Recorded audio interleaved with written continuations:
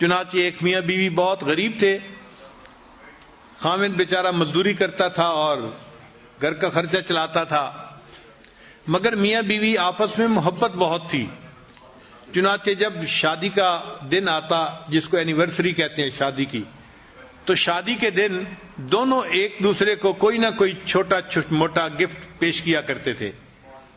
بیوی خاوند کو دیتی تھی اور خاوند بیوی کو دیتا تھا۔ اب ایک ایسا وقت آیا کہ خاوند کے پاس خرچ کرنے کو کچھ نہیں تھا اور بیوی کے پاس بھی کچھ بچت نہیں تھی، مگر شادی کی اینیورسری کا دن قریب تھا، تو میاں بیوی دونوں کے دل میں چاہت تھی کہ ہم ایک دوسرے کو گفٹ پیش کریں۔ اللہ کی شان کہ بیوی کہیں جا رہی تھی تو اس نے ایک دکان دیکھی کہ جس دکان پر یہ وگز نہیں بنتی، مسلمانوں کے معاشرے میں تو اتنی نہیں ہوتی، لیکن باہر کافروں کے ماحول میں بہت ہوتی ہیں کہ ٹوپیاں ہوتی ہیں جن کے بال بڑے خوبصورت ہوتے ہیں اور لمبے بال ہوتے ہیں، مرد بھی پہنتے ہیں عورتیں بھی پہنتی ہیں۔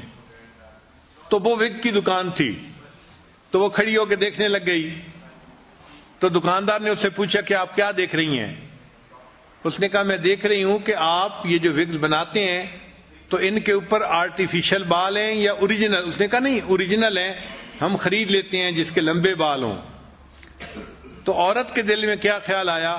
اس نے کہا کہ اچھا میرے بال تو بہت لمبے ہیں، اگر میں جو ہے کٹوا دوں تو کیا تمہیں بہت اچھے جو ہے اس کے بدلے پیسے دے دو گے؟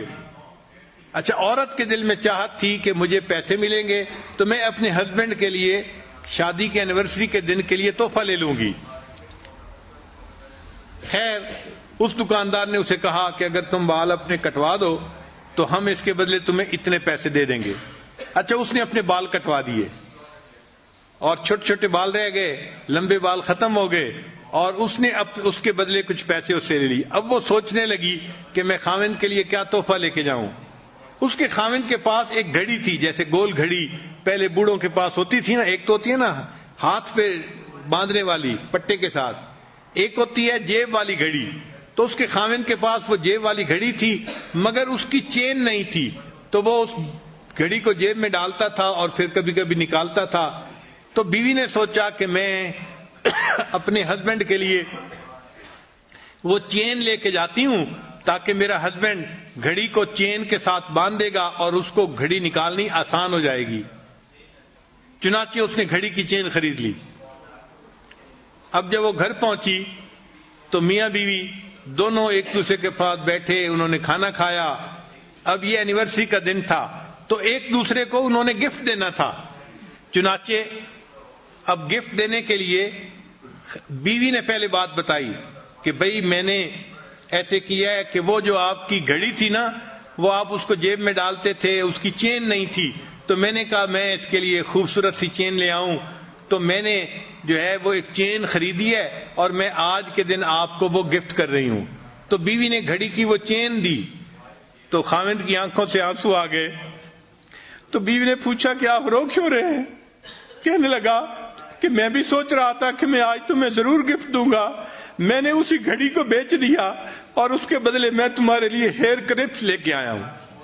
تو خاوند بیوی کے لیے ہیئر کلپ لے کے آیا جبکہ بیوی اپنے بال کٹوا چکی تھی، اور بیوی اپنے خاوند کے لیے گھڑی کی چین لے کے آئی جبکہ وہ اس گھڑی کو بیچ کے اس کے بدلے بیوی کا کلپ لے چکا تھا۔